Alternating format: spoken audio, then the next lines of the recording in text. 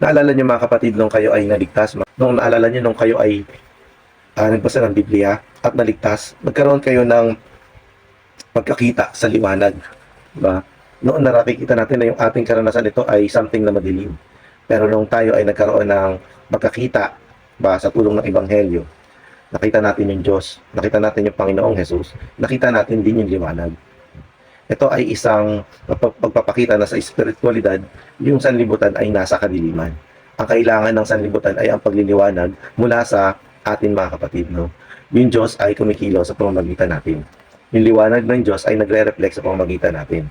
Kaya tayo ay mayroong obligasyon na ang liwanag na ito ay ihayag sa mga tao para sila ay magkaroon ng kalinawan sa bagay na kanilang kinasasadlakan o kanilang kondisyon. Na sila ay may pangangailangan na lumapit sa liwanag na ito. Sila ay may pangangailangan na lumapit sa Panginoon.